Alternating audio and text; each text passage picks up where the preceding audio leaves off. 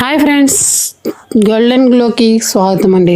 ఈరోజు మేము రాత్రి మావుళ్ళమ్మ ఉత్సవాలకు వెళ్ళామండి. భీమవరం, పశ్చిమ గోదావరి జిల్లాలోని భీమవరం పట్టణం గ్రామ దేవతగా, శక్తి స్వరూపిణిగా చాలా ప్రసిద్ధి చెందిన అమ్మవారు మా భీమవరం మావుళ్ళమ్మ తల్లి.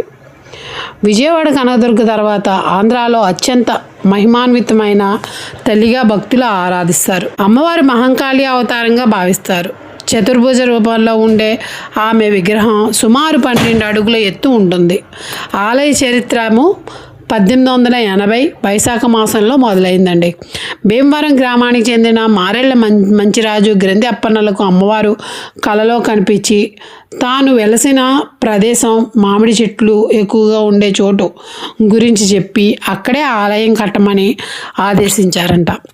అందుకే మావుళ్ళమ్మని మామిడి ప్లస్ ఊళ్ళు ప్లస్ అమ్మ అనే పేరు వచ్చిందంట. ముందు మావుళ్ళమ్మ తల్లి చాలా బికార రూపంలో ఉండేవారంటండి. తర్వాత 1910లో వరదల్లో దెబ్బతిన్న తర్వాత పునఃస్థాపన చేశారంట. కొందరు చరిత్ర 1200 సంవత్సరాల క్రితం నుంచే వెలిసిందని చెప్తారు. కానీ లిఖిత చరిత్ర ఏంటంటే 1880 నుంచి మాత్రమే లభ్యమైందంటండి. భక్తుల కోరికలు తీర్చే కల్పవల్లిగా మా భీమవరం మావుళ్ళమ్మ తల్లిని భీమవరం ఇలవేల్పుగా నిలిచి నిత్య పూజలు జాతరలు కూడా ఇక్కడ జరుగుతాయి. భీమవరంలో ముఖ్యంగా జ్యేష్ఠ మాసంలో జాతర చాలా ఘనంగా జరుగుతుందండి. అన్నపూర్ణ అలంకారంలో దర్శనమించే సమయంలో భక్తులు ఎక్కువగా వస్తారు. మావుళ్ళమ్మ అమ్మవారి జాతర గురించి చెప్పాలంటే ఆంధ్రాలో అత్యంత ప్రసిద్ధమైన గ్రామదేవత జాతరల్లో మావుళ్ళమ్మ జాతర ఒకటి. భక్తులు లక్షల సంఖ్యలో తరలి వచ్చి దర్శనం చేసుకుంటారు. సాధారణంగా జనవరి 13 నుంచి మొదలై సుమారు 30-34 రోజులు, ఒక నెల పాటు జరుగుతుంది. ఇది సంక్రాంతి సమయంలో ఘనంగా జరిగే మావుళ్ళమ్మ ఉత్సవం. ఇప్పుడు ఆల్రెడీ జనవరి 13 నుంచి జరుగుతుందండి భీమవరంలో. మరొక ముఖ్య జాతర ఏంటంటే జ్యేష్ఠ మాసంలో మే, జూన్ కూడా ప్రత్యేక జాతర ఉత్సవాలు జరుగుతాయి ఇక్కడ మావుళ్ళమ్మ గుళ్ళో. ఆ సమయంలో అమ్మవారికి పూల రథం, విశేష అలంకారాలు చేసి ఊరేగింపులు జరుపుతారు.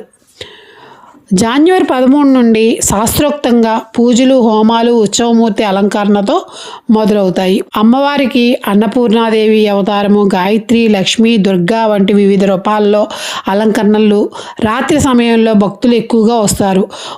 రథోత్సవాలు, పూల రథం మీద అమ్మవారిని ఊరేగిస్తారు. భక్తులు బంగారం, వెండి ఆభరణాలు, కళ్ళు సమర్పిస్తారు వాళ్ళ కోరికలు తీరిన తర్వాత. నీరుల్లి, కూరగాయలు, పండ్ల వర్తక సంఘాలు భారీగా స్టాల్స్ పెడతారు.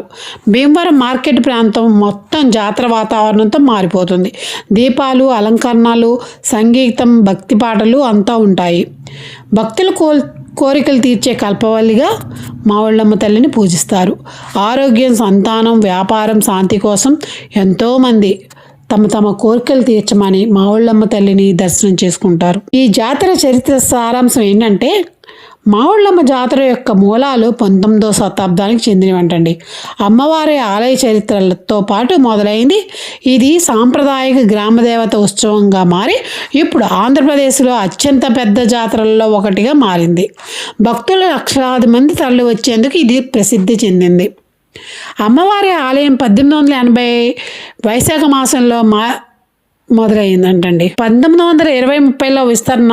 భీమవరం పట్టణం అభివృద్ధి చెందుతుండగా జాతరకు వాణిజ్య సంఘాలు, నీరుల్లి, కూరగాయల వ్యాపారులు మద్దతు ఇచ్చారు. 1940-50లో జాతీయ ప్రసిద్ధి.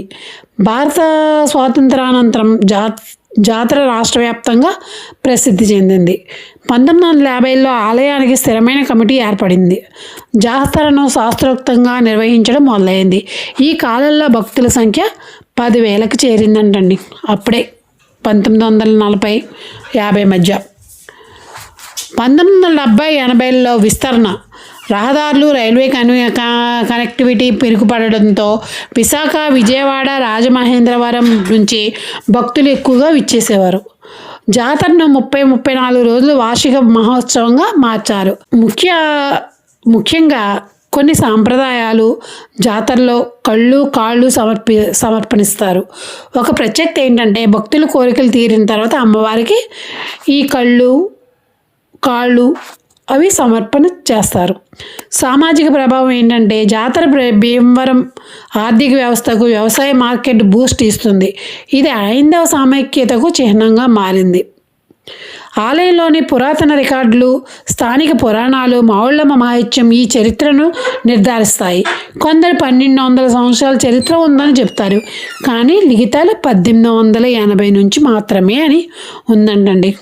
జాతరలో ముఖ్యంగా చివరి 9-10 రోజులు అమ్మవారికి ప్రతిరోజు విభిన్న రూపాల్లో అలంకరణ చేస్తారు. ఇవి చాలా ప్రసిద్ధమైనవి అండి. అన్నపూర్ణ అలంకారం, అన్నం పంచే రూపం, భక్తులకు అన్నప్రసాదం ప్రత్యేకం అండి. గాయత్రీదేవి అలంకారం, వేద మంత్రాలతో పూజలు చేస్తారు. లక్ష్మీదుర్గ, కాళీ వంటి రూపాలు, స్వర్ణరజిత కవచం, బంగారు, వెండి ఆర్మర్ దసరా సమయంలో కూడా చేస్తారు. రాత్రి సమయంలో దీపాల వెలుగులు, మంత్రాల నాదం, భక్తి వాతావరణం భక్తులను మురిపిస్తాయి. ఇందాక చెప్పాను కదండి, అమ్మవారికి సమర్పణ చేస్తారని, వాళ్ళ కోరికలు తీరితే కళ్ళు కాళ్ళు భాగాలు సమర్పిస్తారని. ఇది అత్యంత ప్రసిద్ధ సంప్రదాయం అండి. భక్తుల కోరికలు ఆరోగ్యం, సంతానం, వ్యాపారం తీరిన తర్వాత వెండి కళ్ళు, బంగారు కళ్ళు, వెండి కాళ్ళు, బంగారపు కాళ్ళు, చేతులు, ఇతర అవయవాల రూపాల్లో సమర్పిస్తారు ఇక్కడ అమ్మవారికి. ఇది అమ్మవారి శక్తి కరుణకు సాక్ష్యంగా భావిస్తారు. కళ్ళు సమర్పణ చాలామంది చేస్తారండి. ఇది భక్తి బలాన్ని చూపిస్తుంది. కొబ్బరి పూలు, పండ్లు, బంగారు ఆభరణాలు, డబ్బు, వస్త్రాలు అమ్మవారికి సమర్పిస్తారు. ప్రతిరోజు సాయంత్రం 5 గంటల నుంచి రాత్రి 9 గంటల వరకు అమ్మవారిని రథంపై ఊరేగిస్తారు. పూల రథం, వాహనోత్సవాలు, అమ్మవారి విగ్రహాన్ని వివిధ వాహనాలపై, హంసవాహనం, సింహవాసనం మొదలైన వాటి మీద ఊరేగిస్తారు. భక్తులు ఊరంతా తరలివచ్చి భక్తి పాటలు, జాతర బజార్లలో పాల్గొంటారు.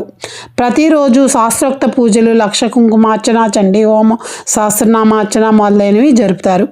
పడిపూజ, మహాపడిపూజ చేస్తారండి ఇక్కడ. భక్తి వాతావరణంలో దీపాలు, మంత్రాలతో జరుగుతుంది. అన్నప్రసాదం చేస్తారు. భక్తులందరికీ ఉచితంగా అన్నదానం చేస్తారు. జాతర నీరుల్లి, కూరగాయలు, పండ్లు, బట్టలు, ఆభరణాల స్టాల్స్, భీమవరం మార్కెట్ మొత్తం జాతర వాతావరణంతో మారిపోతుంది. సంక్రాంతి సంబంధిత ఆచారాల ప్రకారం సంక్రాంతి సమయంలో మొదలైన జాతరలో కోడి పందాలు, పేకాటలు వంటి గ్రామీణ సంప్రదాయాలు కూడా ఇక్కడ మనకు కనిపిస్తాయి. కోనసీమ ప్రాంతంలో మాదిరిగా భక్తులు రాత్రంతా గుడి చుట్టూ ఉండి భజనలు, పాటలు పాడుతారు. ఈ వీడియో మీకు నచ్చినట్టయితే లైక్ చేసి షేర్ చేయండి. Thank you.